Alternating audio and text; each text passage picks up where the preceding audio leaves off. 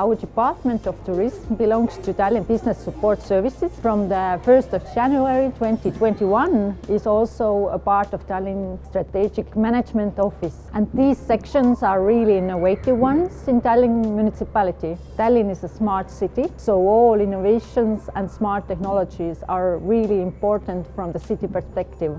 First came the idea, and after that we needed a strong partner who could carry out the idea in the best possible way. We did a research on the market and found KNM Eesti company who was offering a hypervision technology. We started the project on the last minute, but everything was done punctually.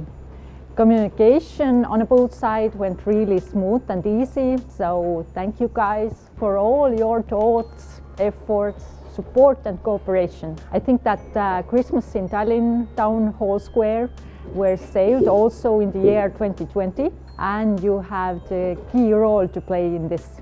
Our goal was to deliver Christmas joy and spirit through the Santa Claus hologram to children, families, on a safest way because of the epidemic situation in the country. This is new and innovative high-quality technology, which allows to share our ideas, brands, advertising easiest and currently safest way. Santa Claus hologram was working perfectly and was successful.